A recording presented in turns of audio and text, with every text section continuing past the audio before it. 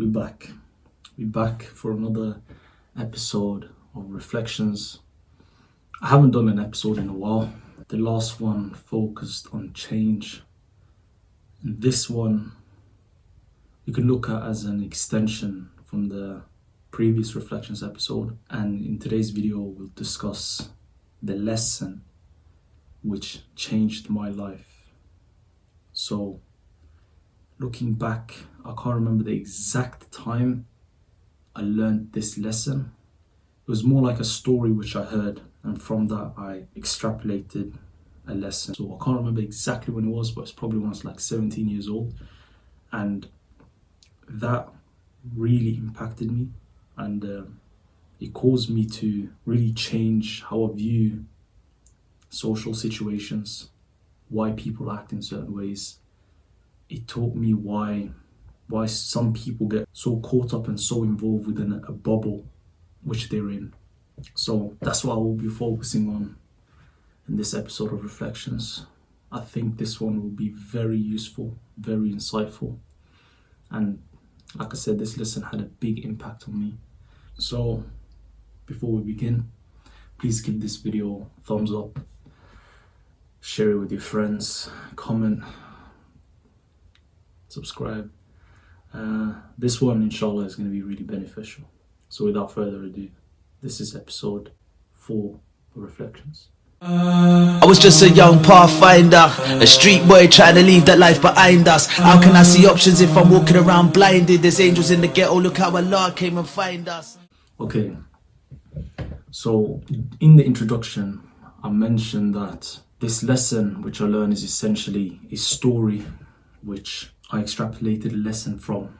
So to provide you with some context, I heard this lesson on Jocko Podcast. The host, Jocko is a retired Navy SEAL, black belt in Brazilian Jiu-Jitsu. He owns businesses. You could say he's an expert on leadership and relations with people. So one day, Jocko had a live event.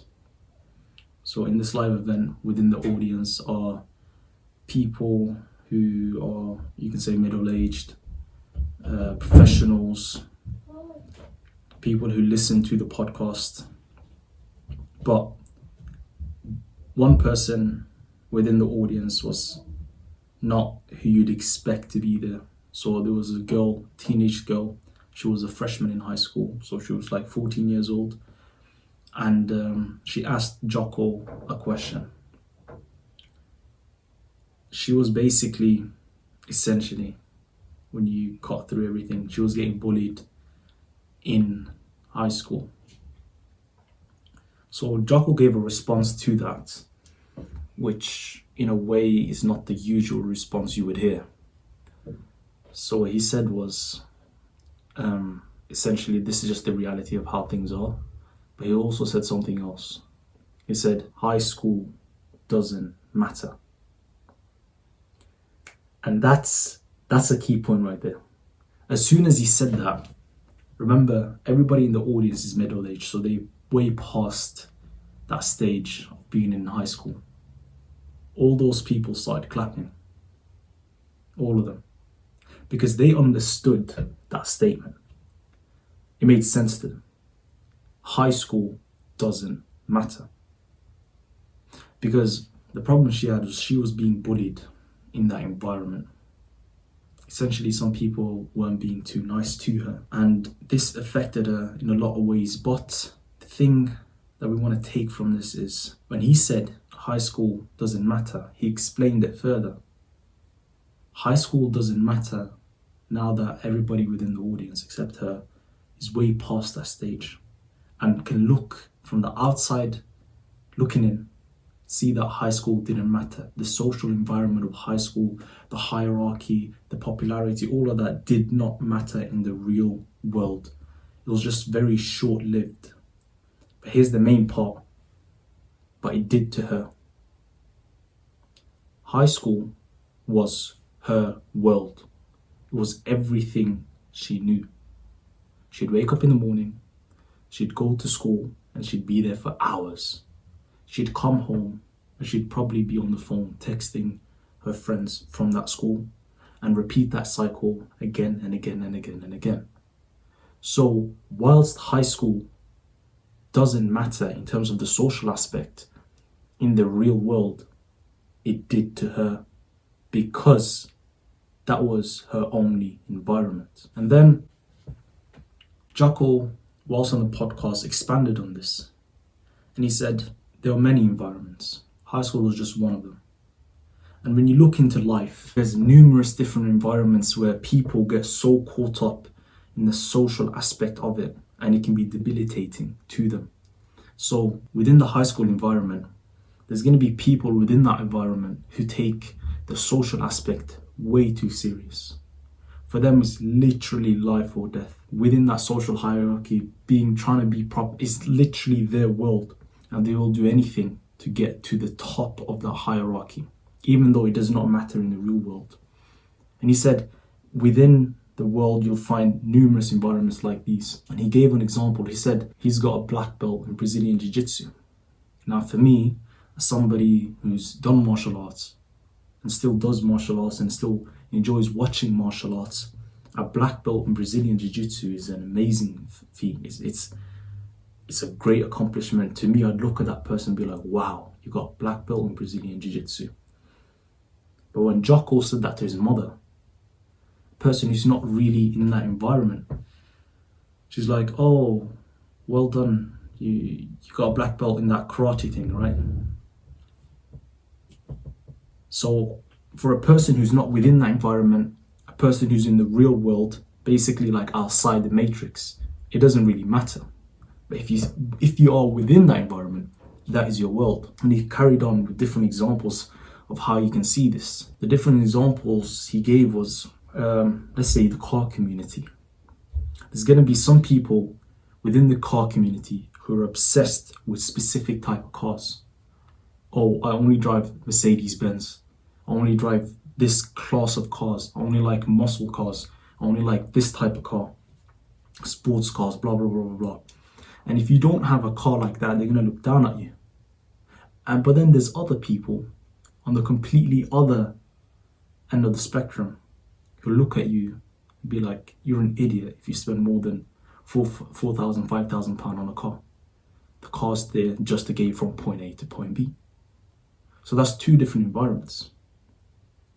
So in the real world, whether you drive a sports car, whether you got a Porsche or a Mercedes, it doesn't really matter. It just gets you from point A to point B. But if you're within that environment, that is your world. That's going to be your point of view, and it's going to keep you limited. So I remember listening to that. I was like, wow. But I was like, I need to make sure that I never get stuck in a way or be put in a situation where I'm basically stuck in the matrix, stuck in that environment mindset where I'm just limited and just being held back because of it, and just be having that point of view where all I see is like tunnel vision, but in the wrong way. Not in the way that I'm focused, but tunnel vision in like, this is my world and that's it. I didn't want that to be me. So I was thinking, I was like, how can I make sure that I get out of that environment mindset where I'm just stuck in one environment? So I was thinking for a while. I was like, So there's so many different types of environments. How about I have a numerous set of environments and I just hop from one to another, to another, to another? I was like, that's interesting. Let me try that. So what I done was, last year I started university. So I was like, this is going to be a great opportunity to try this out. And before that, during the summer, as soon as I finished sixth form, I started MMA. So that's a whole environment within itself. And even within MMA, I was doing different types of classes. So I was doing the grappling classes, so wrestling, jiu-jitsu, the MMA sparring class, the striking, so kickboxing, boxing, Muay Thai. And within those, even like within those classes, there's going to be specific type of people who will go to each class. Like some people don't really go to the boxing class, but they'll 100% go to the wrestling class. So you'll be exposed to different type of people. So even though you're still in the same environment, it's still kind of varied. So I liked it. I really liked it for that reason. So when I came into uni, I was in a unique circumstance in that I study medicine, and the medical school I go to, the year group is quite small in terms of the number. So immediately I kind of saw, I was like, this is about to turn into another environment. But I was like, I definitely don't want to be caught up in this environment. So for the first, I'd say, 6 months of medical school, I was trying my absolute best to try to, I wouldn't say avoid, but try to keep away from the social aspect of medical school. Because immediately I saw that some people were taking the social aspect of it way too serious. So in that circumstance, I could already tell that negative things are going to come about from it.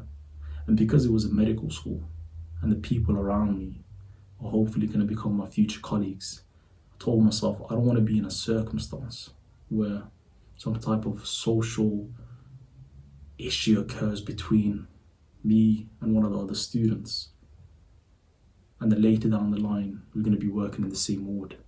So I was like, I need to avoid that as much as possible. So I'd go to class, I'd come out, and even if I didn't want to be within that environment, because I was there for so long, you're still exposed to that social aspect of it. So even though I try to escape it, you're still within that environment enough to make friends and whatnot. So it's still positive in that sense, but you don't get caught up within it. So I'd leave, I'd go to class, I'd leave, and either I'd go training or I'd be in uni, but I'd go to different social places where I could meet people from different courses and interact with them, and just to keep myself varied. So that was the approach I had initially when I went into university. So my whole idea was, as long as I make sure that I hop between all these different environments, it will prevent me from having an environment in which I'm so locked in to trying to get to the top of that environment, when in reality, in the real world, it doesn't really matter. And it was one of the valuable things that I took from it was, within my environment, just as for one example, the main environment at the time would be the medical school. One of the things that I learned from trying to keep myself away from the environment is that if you are within the environment of the med school, you're going to be immediately caught up within the chasing and the grades aspect of trying to get the best grades possible, which, if that's your goal, if that's what you're trying to do, then of course I'd encourage it. But if that's not the goal of the person, if the person just wants to do well and enjoy just like uni life, or just enjoy the social aspect, being within that environment, you're almost forced to follow that game, because people will start asking you, what did you get for this exam, what did you get for this exam, and before you know it, you're trying to compete with other people rather than just trying to be the best person you can be, trying to achieve the best grades you can for yourself. You're stuck in this mode of trying to be better than other people, which, if that's what you're trying to do, that's fine. But if that isn't your goal and you get stuck doing that, then your environment is controlling you now. It's not like you're controlling yourself. Your environment is controlling you and it's directing you towards a certain direction. But of course, once I began doing this, after a while, I recognized that this approach which I made for myself was flawed in some ways. So when I began doing this, without realizing it, I turned med school into a place in which I was trying to escape, which is not the mindset I should have had or mindset I should have created for myself, because my education is my main goal. So in an attempt to not get caught up of this within the social aspect of it, I essentially made it a place which I just like associated it with, even like subconsciously, like negativity, as a place I need to escape, because I didn't want to get caught up within the social environment within it. And something strange happened following this. Without realizing it, I started becoming obsessed with the MMA environment, because I remember vividly during the holidays I really had to focus on my exams, so I couldn't go and I couldn't train, and I didn't enjoy that, and I had COVID at the same time. I remember as soon as I came back, everybody there was preparing to fight, preparing to compete, and at that time, for me to compete was just, I could have if I really wanted to, but it just didn't make sense for me to compete, because it would take time away from my studies. But I felt like I was missing out. Like I felt like I was missing out, and I'd feel guilty. I felt very, very, very guilty for not competing. So when that occurred, I had to take a step back. So I was like, what the hell am I doing? Because without realizing it, I treated the MMA environment like my main environment. Like I wasn't trying to become a professional fighter, not even an amateur fighter. I do it because I enjoy it. But then that went from just enjoying it to I have to compete, I can't miss this competition. When in reality, no, I can. I don't need to compete. But at the time, because I was so caught up, without realizing it, the MMA environment, I just felt super guilty about it when I never should have. I never should have felt guilty about it at all, but I did. So even though I was conscious, I knew this was another environment, just like any other environment, and it still affected me. And I was like, I need to take a step back, because if somebody asked me, what is your main goal, what's your main priority, I would have obviously said education. But by the way I was, that didn't seem to be my main priority, because I took MMA more serious than education in some ways, which is a completely wrong approach, because my priority was clear, at least to me. I was like, education is always going to be number one. But when I began to go in that environment, that approach quickly swayed. So I had to take a step back. And I think what I've taken from this whole thing is, I think there's a new approach that I've established, which I believe is more successful. So I believe the whole thing about hopping from one environment to another isn't the right approach. I believe that now, at least, you should have a main environment. So you should have one environment which you're going to spend the majority of your time within. And within that environment has to be based around your priority. So in this scenario, my environment has to be regarding my education. So it's going to be regarding university, but purely the education side of uni. So the med school, or going to the library, blah, blah, blah, blah, studying. That's going to be my main environment. And once I've established that main environment, which I will spend the majority of my time within, I can also have a few more environments based upon my interests and my hobbies. But that ratio can't be uneven. it needs to be clear. It needs to be clear what your number one priority is. So for me, it's my education. That's my number one priority. If I start spending more time within different environments, more so than I should in my educational environment, it tells me that whilst I say my priority is this, I'm acting in a different way. And that can't occur. So I believe the approach that's more successful, which I began having now, is the approach of choosing a main environment based upon your priorities and having a few other environments based around your hobbies. Now, this is one of the reasons also why I began my YouTube channel and I started posting content on social media, on different social media platforms. It's one amongst many reasons, but here's a very interesting one. One of the main reasons I began posting on YouTube and social media is that in our lives, we're limited by our environments. So I'm stuck in my city, and then people I'm around right now are all from the same city.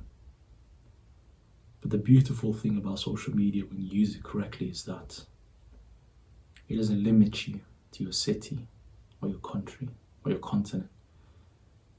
You become global, which means if you take the social media game serious and you begin doing work around it, which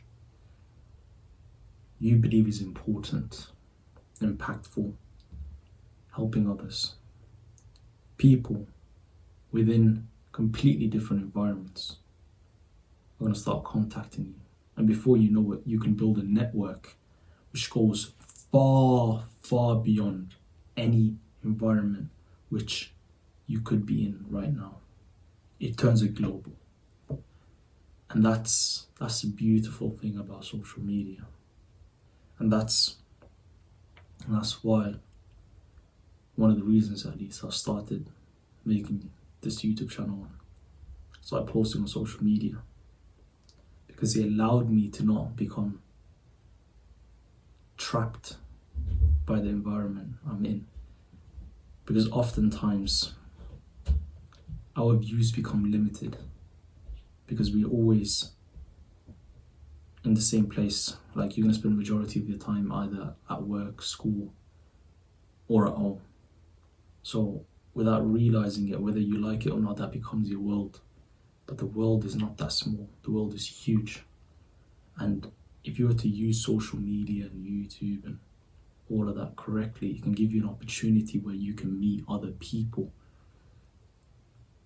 which you would have never met before. This lesson that I learned definitely impacted me greatly, and I'm still adjusting my approach based upon this lesson that I learned and seeing how it works in my life. So I hope this video is going to be beneficial to you guys. If you enjoyed this video, give it a thumbs up, subscribe, share it with your friends. Without further ado, I've been your boy, Rahman. Salam.